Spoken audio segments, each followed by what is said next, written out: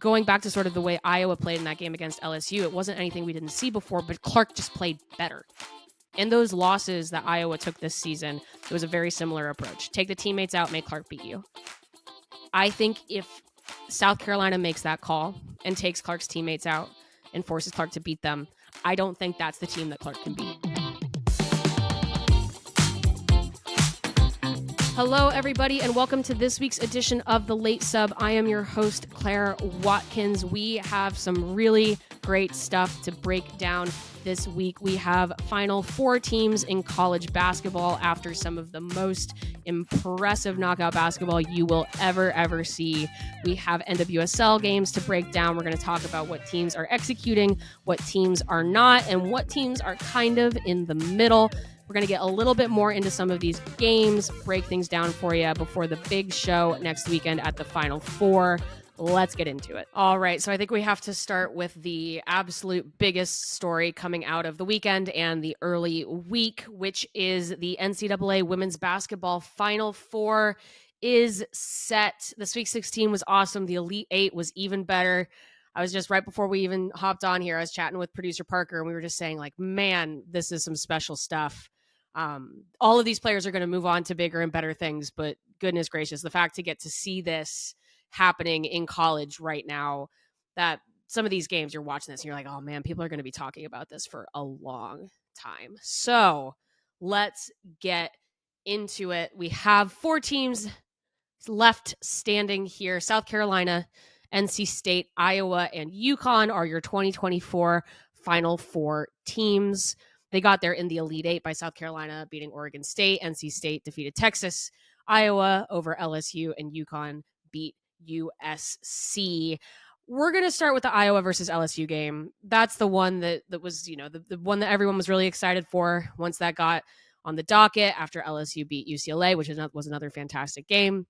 The national championship rematch from last year, Angel Reese versus Caitlin Clark. Who's going to go all the way? Who's going to, you can see all of the narratives playing out in real time. Can LSU go back to back? Can Iowa reach the Final Four again in Caitlin Clark's final tournament? Can they avenge that loss? Though they downplayed on the Iowa side, they kind of downplayed the revenge factor. Obviously, a national championship game is a national championship game. As fun as this was not that.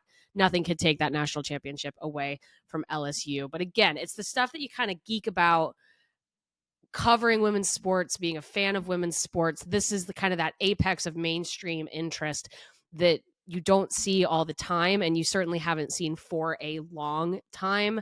Almost 7 million people watched Iowa play Colorado in the Sweet 16. We're probably going to be getting numbers later today. We're recording this on Tuesday afternoon. Imagine that's going to blow those out of the water. This might actually compete with some Final Four ratings records. It's incredible. It's really, really cool. Like we said, going into this, we knew that this was the final tournament for Caitlin Clark. She's already declared for the WNBA draft.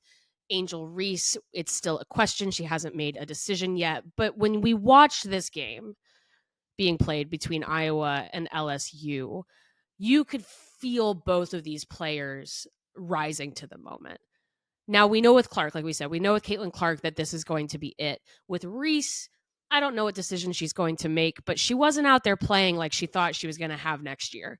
This was laying it all out on the court. It's about legacy. And what we got in this game was that sort of ascension from, okay, we know these players are good, and we know what they did last year, and we know that fierce competition in the national championship game last year.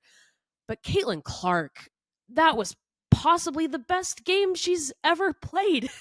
And it was in the biggest moment. She scored 41 points. She had 7 rebounds and 12 assists. Now, on Angel Reese's side, Angel Reese had 17 points, 20 rebounds, 4 assists, 2 steals, and 3 blocks. Both players showed up. I went up to a bar up north in Chicago. I went to a northern neighborhood up in Chicago to watch. It was packed. It was really, really fun. So let's talk about what happened in the game. How did LSU come out? What was their plan for Caitlin Clark? How did Iowa respond? We weren't entirely sure what we were going to see. I think I said last week. Now, last week, I thought it might be UCLA in this game, and LSU was really impressive, winning a clutch game over UCLA in the Sweet 16, and I was actually just, again, impressed they're playing some of their best basketball at the right time. How does a team like Iowa combat sort of that too big system that LSU has with Angel Reese and Anissa Morrow. What does LSU do to shut Clark down, right? Like those are kind of the big chess match moments, the things that people think tactically are going to be a big part of this game and its outcome. We also, I think, saw just some pretty incredible guard play from Ploje Johnson. Thought that might be a factor as well. That gives LSU more looks outside as well as inside. LSU looked pretty solid at the beginning of this game. They were packing the paint. They were not giving Iowa a ton of looks inside. They were kind of negating as many teammates of Clark's as they possibly could. They took Hannah Stelke out of the game. For the most part, Clark actually had some early turnovers where she was trying to force the ball inside, and it seemed like she didn't even necessarily see sort of the floating big player inside for LSU to grab the steal. Pack the paint, make Clark execute from outside. Don't get drawn out by the inside-outside game. Stick with that packing the paint game plan. Make it really difficult to get to the rim, both for Clark and for her teammates. So what does Caitlin Clark do? She scores 9 threes. She goes 9 for 20 from behind the arc. She mostly had Haley Van Lith on her as her primary defender.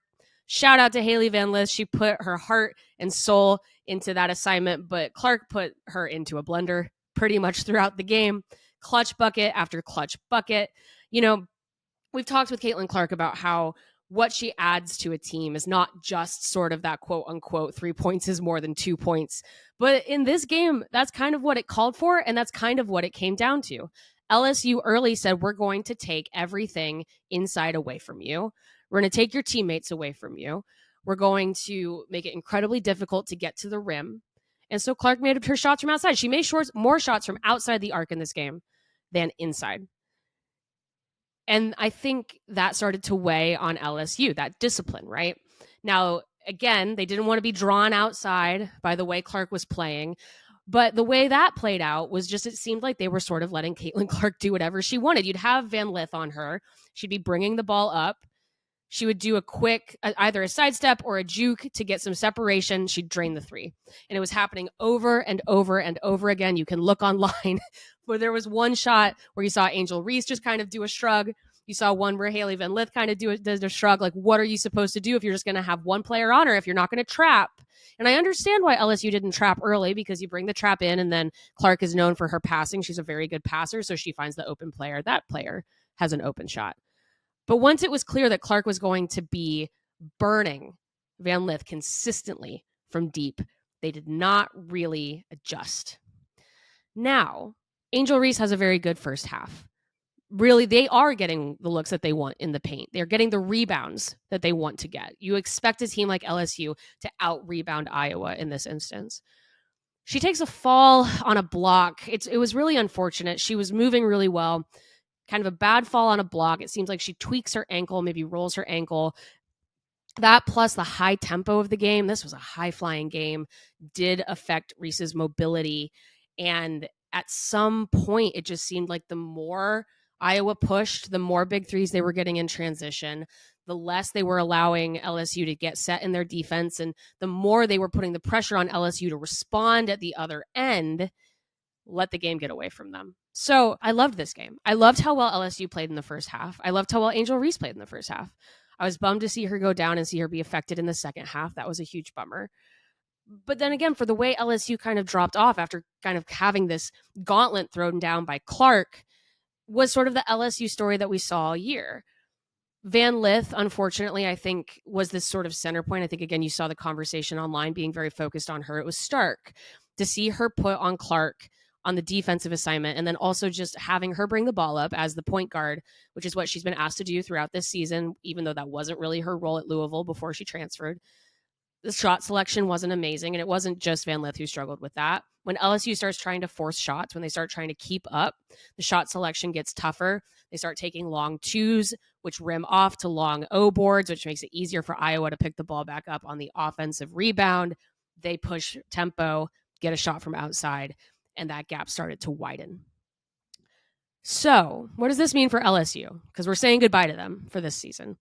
We are maybe saying goodbye to Angel Reese. We don't know. She hasn't made that decision yet. She doesn't have a lot of time to make that decision. There's only a matter of, I think it's 48 hours, 40 to 72 hours after your final game to make that call if you're a senior in the final stages of the NCAA tournament. I hope she goes pro.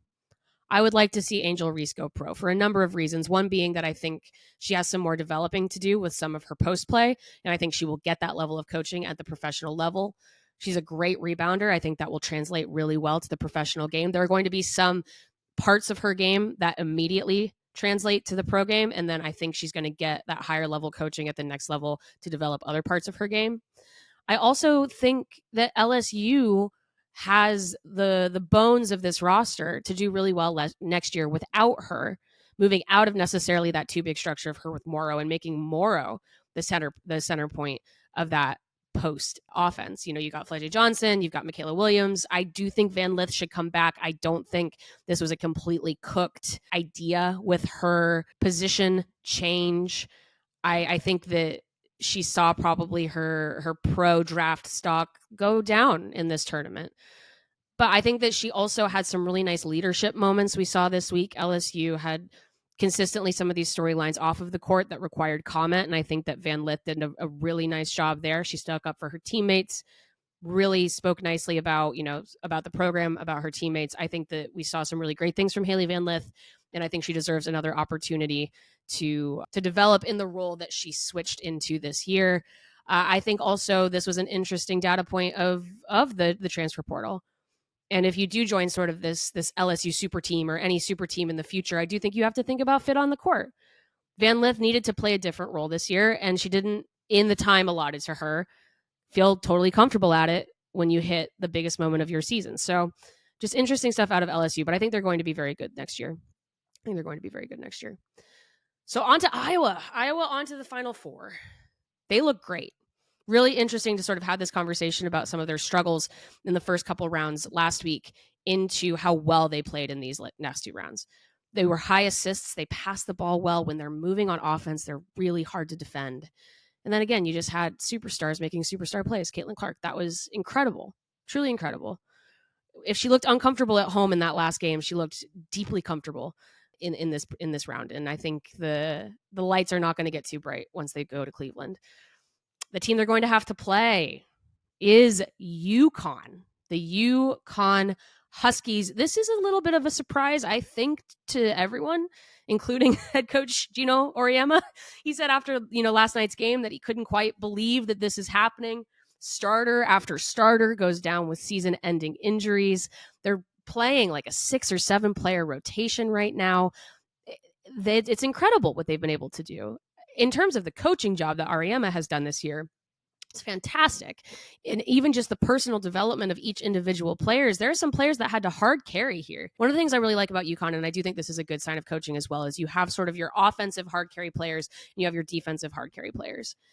And I think you saw that play out against USC, where they had a really clear game plan of what they wanted to do to shut Juju Watkins down. Juju Watkins scores 29 points. She has a great game. 10 rebounds, 2 blocks, 1 steal. Paige Beckers scores 28 points, 10 rebounds, 6 assists, 3 steals, and 2 blocks. The superstars here played out. They balled. But what happened is that UConn came in with a very specific game plan to double or triple Watkins, make things hard for her. The first call of the game also by the refs was a charge on Watkins, and I think that also set the tone for the freshman there, that this was going to be a pretty tightly called game and it wasn't always going to go in her favor.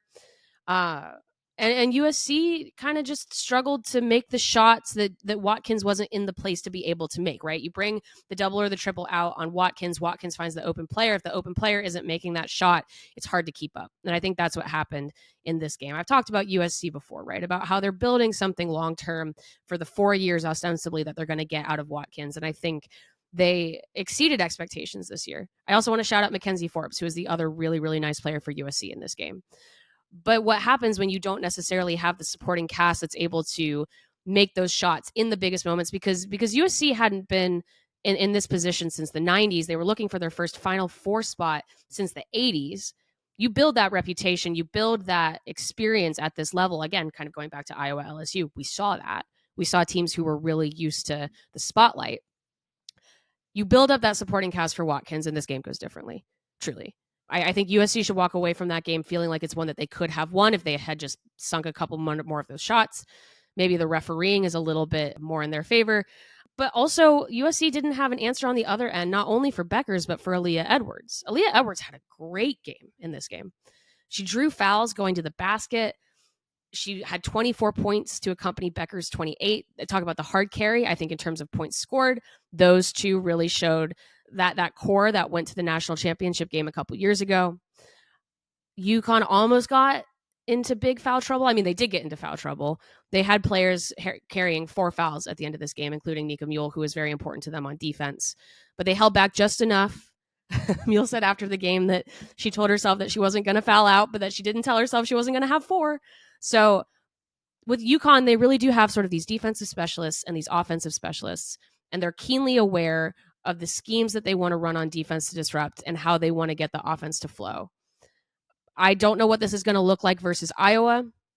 I think that Iowa is a tougher ask than USC. Like I said, with USC, it might be a similar game plan. I mean, we saw LSU do the thing that we saw other teams do with more success this year, which is that you shut Caitlin Clark's teammates down and you force her to beat you. In this game, Caitlin Clark beat them flat out. Do you do the same thing if you're UConn? Do you shut down the teammates, or do you take this same approach that they took with Juju Watkins, where you come in with a double triple, force Clark to make those passes, to make those QB1 passes to her teammates inside? I think this is going to be a fascinating tactical battle between these two teams. I can't wait to see how Ariema and UConn approach this game. I do like Iowa, I think, for this one. I mean, I don't know how seriously you want to take my predictions. I'm not hitting so great on this, but I do still like Iowa here. I think that because Clark is such a good passer, it is sort of this, you're damned if you do, you're damned if you don't. If you bring 2 people out on her to get in the way of her shots behind the arc, she's going to find the open player. And Iowa has proven, again, once you got those high assist rates, they do have players that can knock shots down. I think if you pack the paint and force her to beat you from outside, that's what she did to LSU. So it all depends on Clark. It all depends on Clark, really.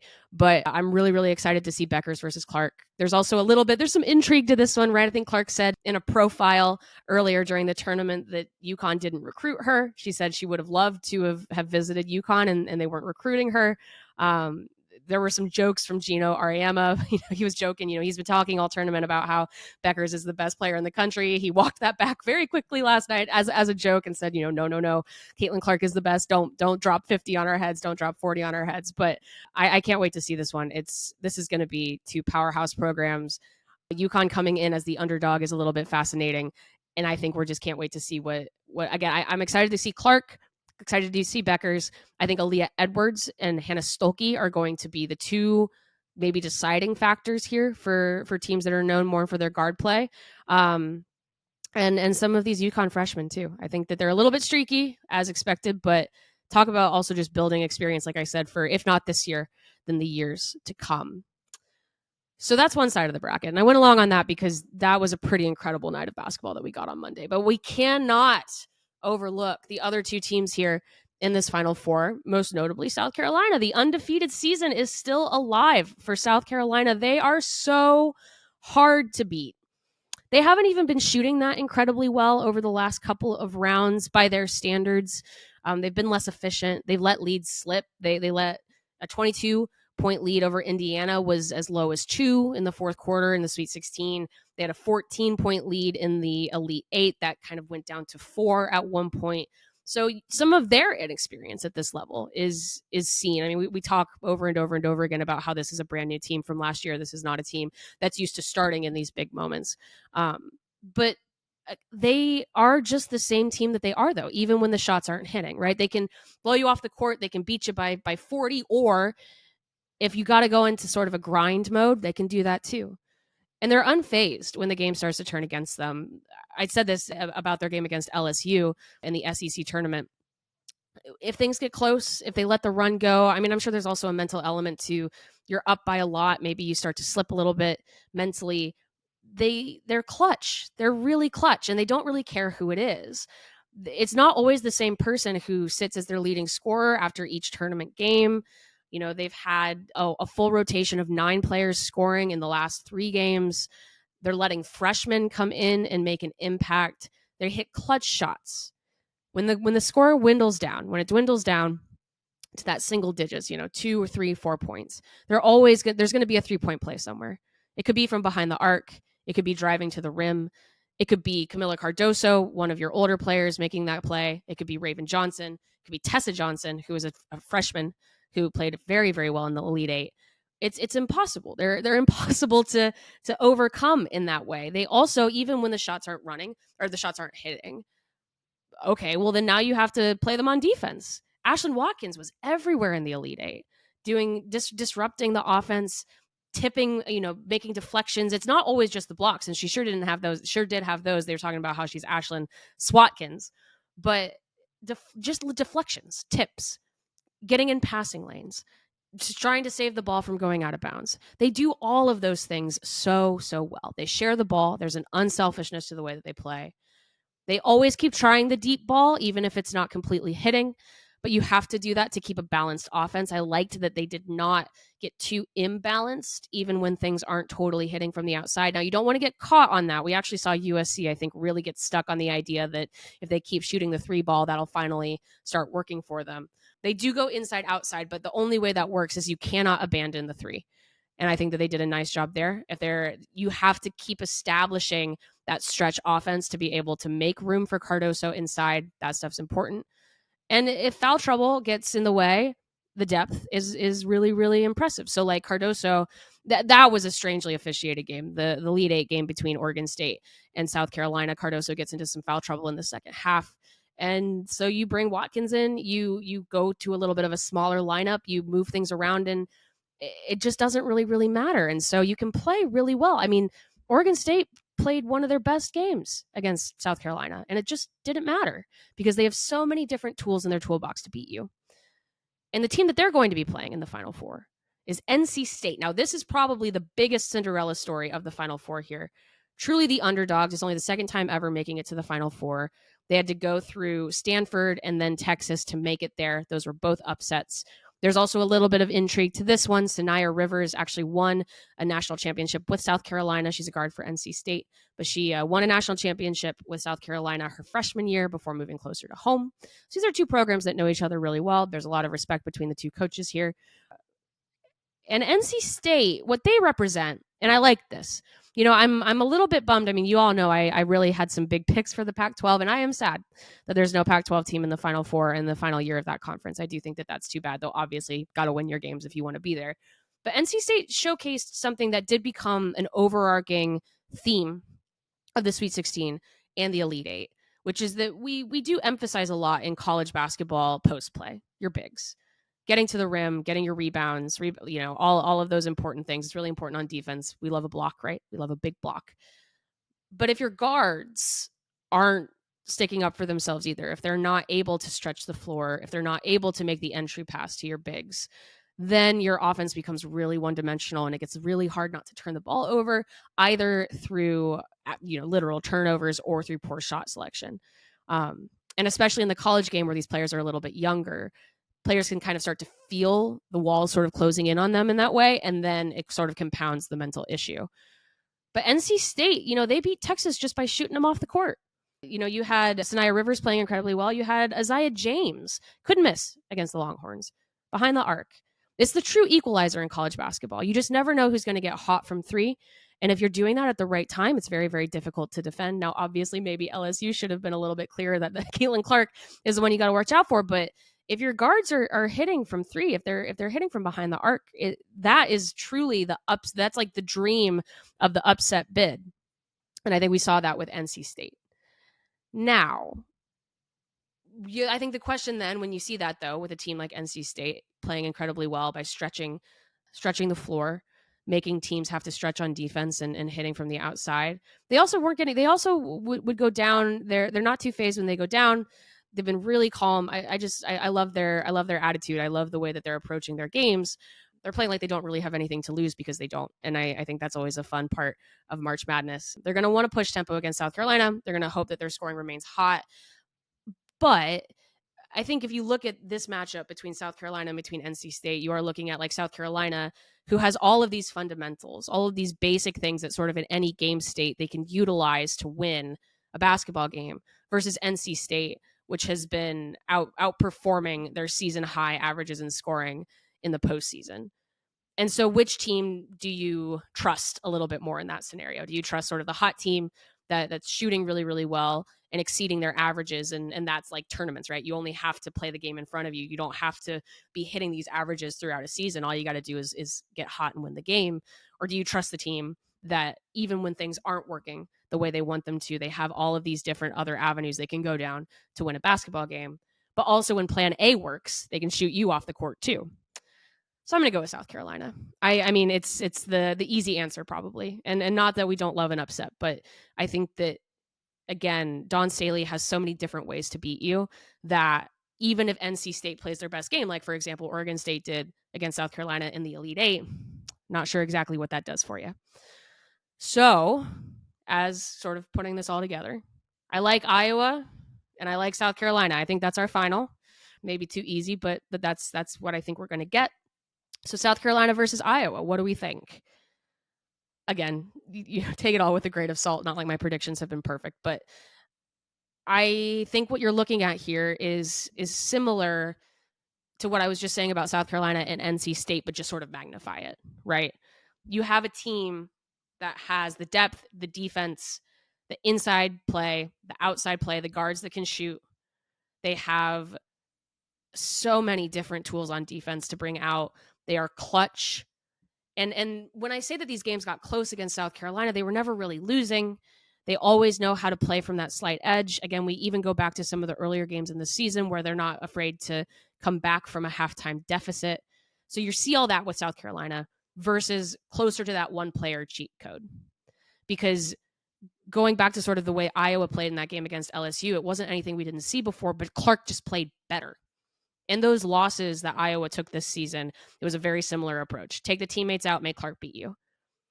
I think if South Carolina makes that call and takes Clark's teammates out and forces Clark to beat them, I don't think that's the team that Clark can beat. However, though, if Clark wants to put some of the GOAT conversation to rest, truly end this season on legendary status after bringing in all of the individual accolades, the individual awards. If she wants to pop off in her final ever college basketball game, I welcome that. I would love to see it. So South Carolina is my pick, but as we all know, Caitlin Clark takes those kinds of things as dares. So can't wait to see it. All right, moving to the world of soccer. Had another really fun weekend of NWSL action. NWSL, wearing my NWSL set shirt. A lot of goals again, a lot of back and forth, very dramatic games that went very long. We'll get into that in a second. Some clear trends emerging. I love seeing, I think I said last week, you can't get too high or too low on the early days of the NWSL season. You're going to see some individual results where you go, what happened? And then over the arc of the season, those get forgotten. But we're seeing a little bit of a shakeup. Things are shaking up. I talked last week about how some of the teams that struggled last year are doing well this year. We're seeing those points kind of underlined in week 3. We're moving into an international break. I'm sure you all know we'll have She Believes coverage next week, but this is a little bit of this moment where you can take a second to breathe and look at the larger landscape of the league. And for example, Kansas City is the only team not to drop any points. They have 9 points out of 3 games, 3 wins in a row. Chicago still has yet to lose a game. They did draw this week, but they have not suffered a loss. We're seeing Portland and Angel City at the bottom of the table. Seems like there's some unrest brewing a little bit with the fan bases of both of those two teams after more struggles this week, particularly Portland. I don't think Portland fans are used to starts like this one. We're seeing a little bit of struggle ball for some of the new expansion teams.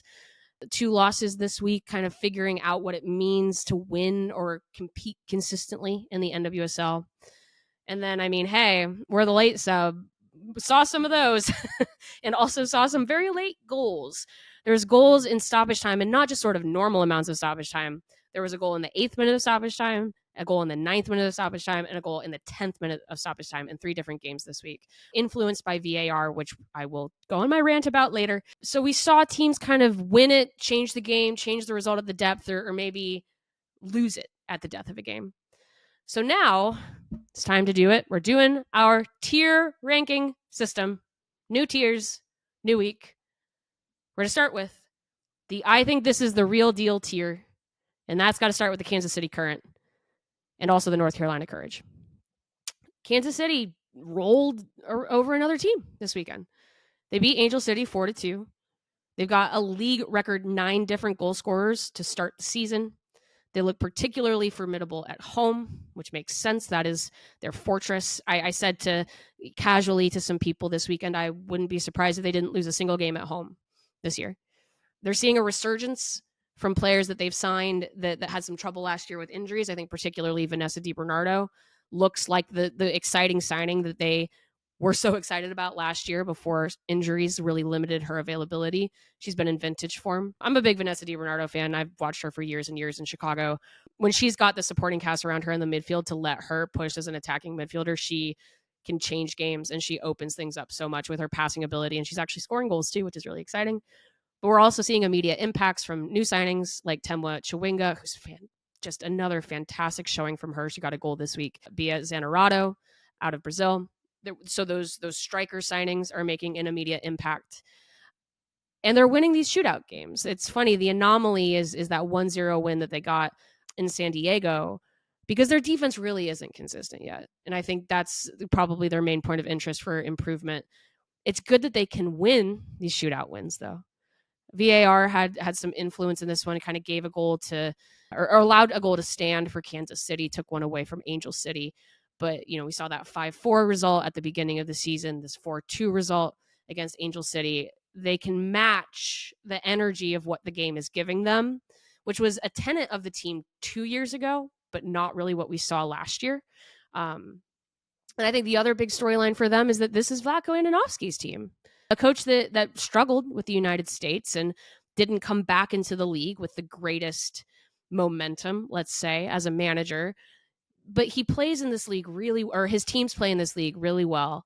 And what they should be probably excited about is that they're doing it without necessarily playing a ton like a Vlatko Andonovski team, which is good. Because one of the criticisms of him as a manager for the United States is that he was trying to force things to work that was not paying attention to the personnel that he had available to him and not letting them play to the best of their ability. We're not seeing this in Kansas City. This is a run and gun team. He goes, fine, we'll score 4 or 5 goals a game. That's how we'll win games. He's going to have an emphasis on defense. He's a defensively minded coach. But I think the beauty for Kansas City is to have that balance of how do you tighten up in the back? How do you not let the game get away from you? But how do you also keep that lightning in a bottle in what they're doing in the attack? Because what they're doing in the attack is pretty special right now. North Carolina also continues to impress. I mean, I said last week that I wasn't too worried about their loss, and this week I think that there was a good win. They beat Gotham in sort of a gritty 1-0 performance. I like that they can win a couple of different ways. Sometimes they rely on the attack. Sometimes they rely on the defense. There were just not a lot of chances in this one in general. The move to move Brianna Pinto up front paid off immediately. And it was a good bounce back from, again, not getting the result despite outplaying their opponent last week. So I'm always a big fan of a team that can win in a lot of different ways. In the NWSL, you're going to have games where you play really well, and you're going to have games where you don't play that well, or you find yourself at a bit of a stalemate. And North Carolina getting this result doesn't really change my opinion of them from last week, which is that I think they're really good, and I think they're going to be really good. Moving on to the next tier. This is my wait, don't I know you from somewhere tier? San Diego, Seattle Reign, Angel City, and Racing Louisville. All of these teams are in different spots on the table. They're not like playing the same. They're not playing the same way. They're not playing at the same quality, but they all do just remind me of 2023 versions of themselves. So what I know them from is last year. San Diego, they use purposeful direct play to get a 1-0 win over Seattle, in which the Reign struggled to create any clear-cut chances from their waves of possession, just very in line with how these two teams usually play. I'm being a little bit reductive, but bear with me. We'll have many, many weeks to get into the granular here.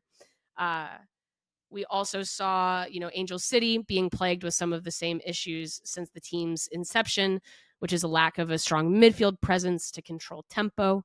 This team can counterpunch. They've got really good 1v1 defenders in the back. They've got really good 1v1 attackers up top. Claire Emsley had a great game against Kansas City.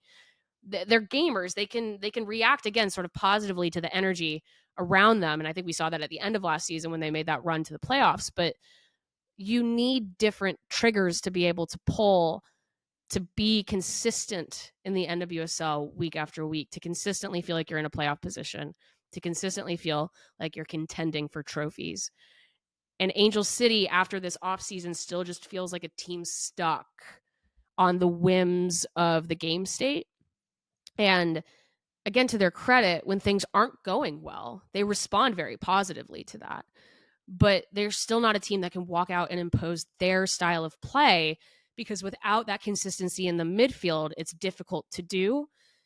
And they're also not relying purely on distribution from the defense up top, because they don't necessarily have those styles of players in the back. They have really, really good 1v1 defenders who are better on the dribble. Actually, like Sarah Gordon is a great player on the dribble pushing forward, but if you don't have outlets for that, that's trickier to utilize.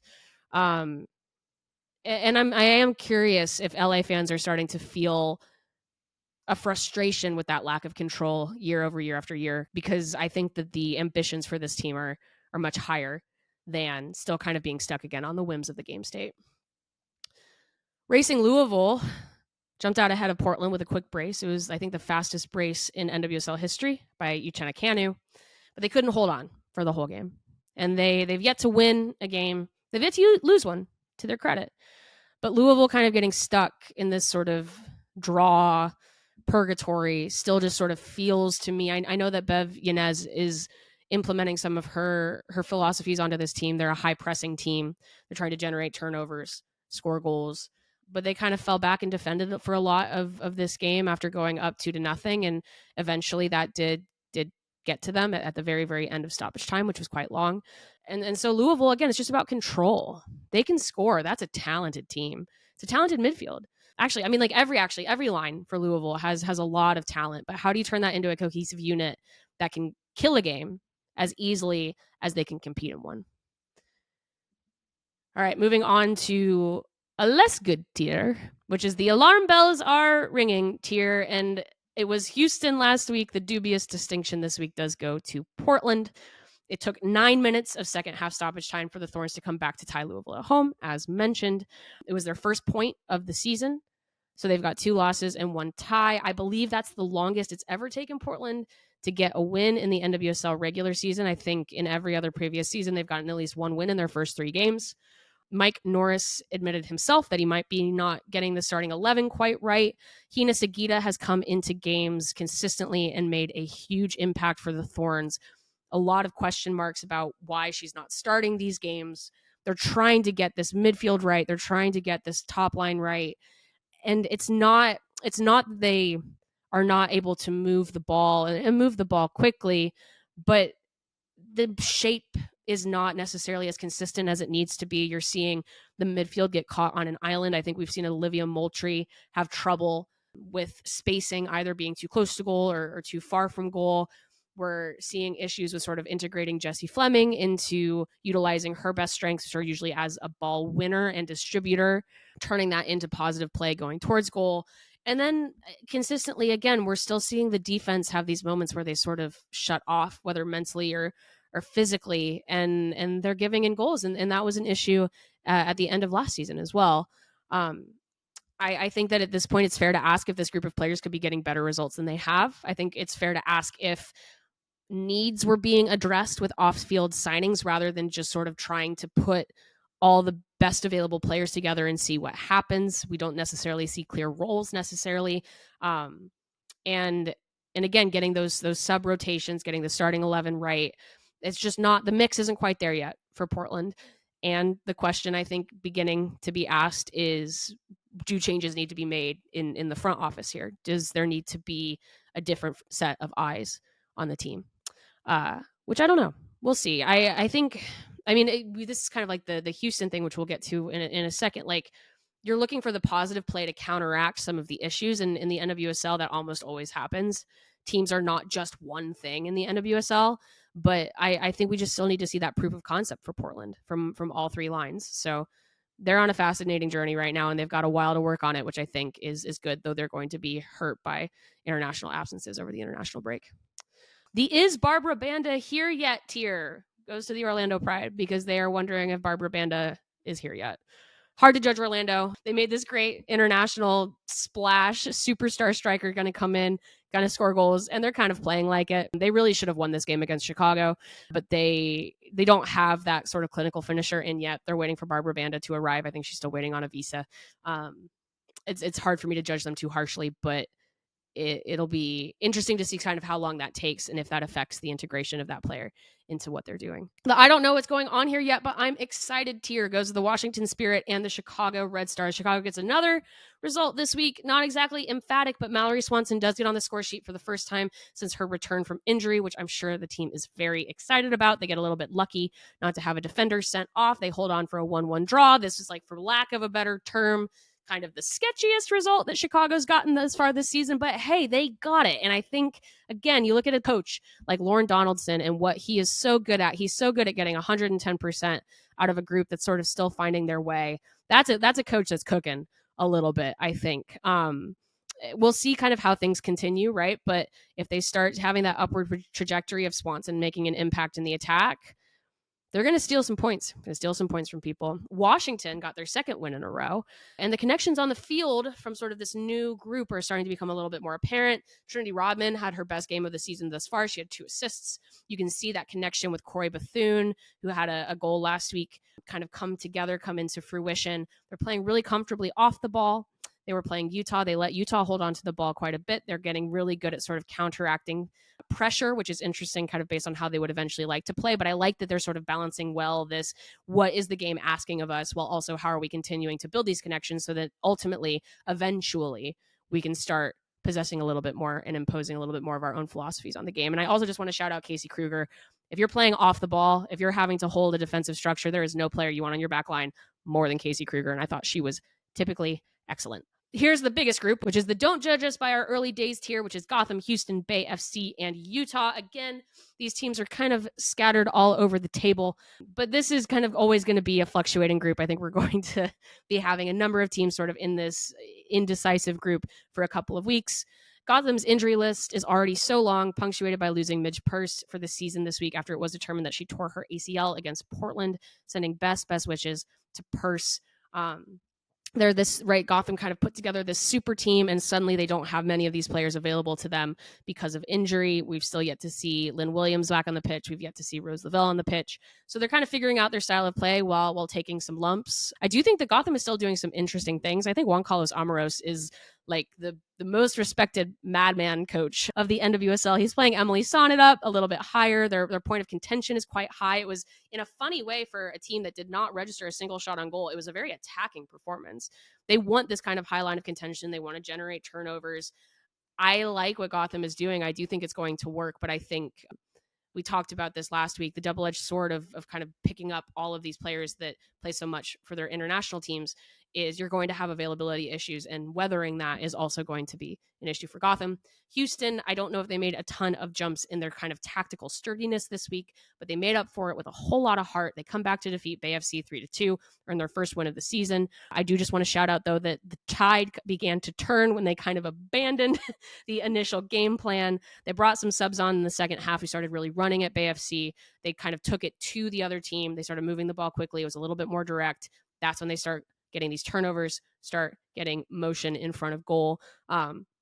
Fran Alonso is going again. He's going to keep trying probably to implement sort of this system that relies on a heavy midfield presence.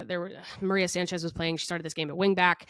They have things that they're wanting to do that aren't quite working. But I do think that, again, if you want to keep developing while also getting results, you make those changes in the second half. You change tempo quickly, and maybe you catch a team on your heels. I really loved seeing that from Houston this week. They play better, I think, when they play direct, but if you're going to keep working on this project, I think the best thing you can do is be completely committed, and we totally saw that from them. On the flip side of that, Bay FC, they have their big home opener, their inaugural home opener this weekend. They have such quality individual attacking talent. Oshwala had another really good game. Rachel Kunananji got her first goal in the NWSL, and that was such a great moment. But the full performances aren't there. They lost the game for the second week in a row in second half stoppage time.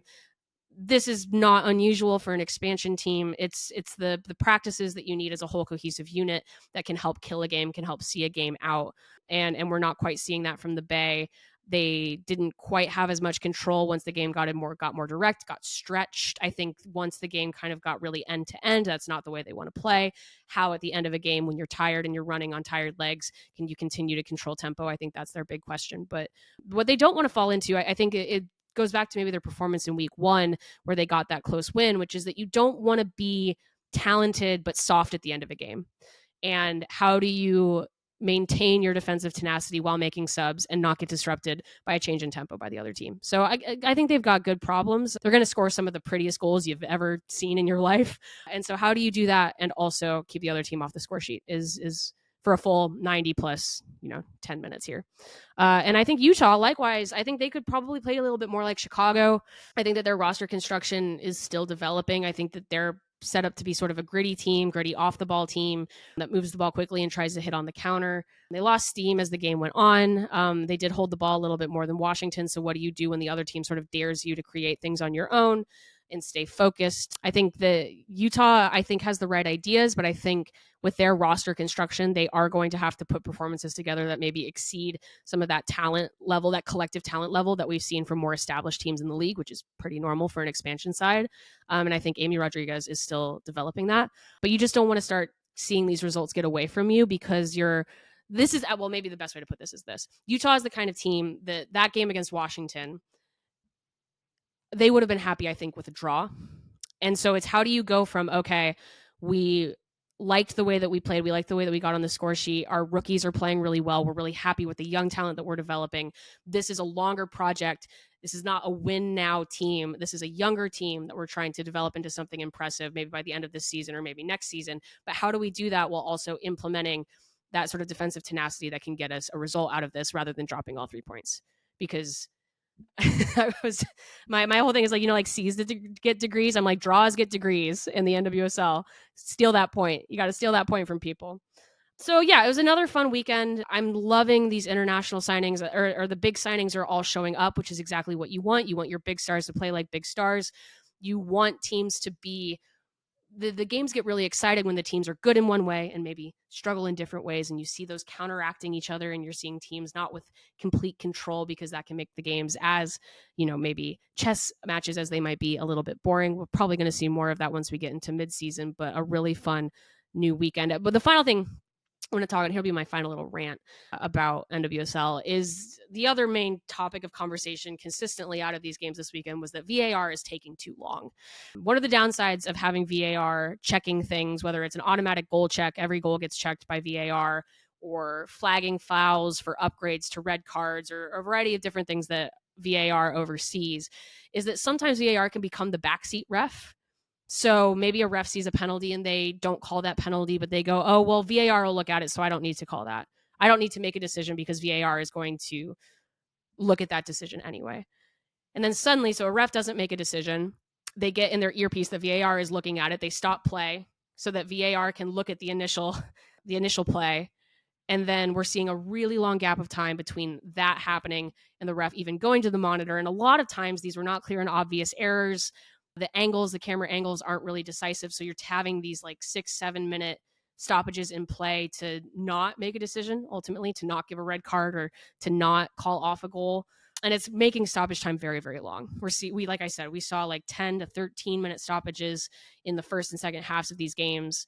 It's not healthy for athletes to have to essentially play a whole extra half of extra time in every regular season game that they play. Mathematical stoppage time is fine. I think that makes sense. It's correct, but you have to make sure that you're careful about what stoppages you're implementing into the game when you do that. So hopeful that will be something that will be streamlined in the future. But other than that, fantastic week of NWSL. So this has been this week's edition of The Late Sub. Next week, we are going to have a lot of college basketball for you. We're going to have U.S. Women's National Team games to discuss and more. Shout out to producer extraordinaire Parker Fenton. I have been your host, Claire Watkins. I will be on the ground at the Final Four. If you see me out there, shout me out. Would love to meet some people. And we will be back next week with a whole heap of new stuff.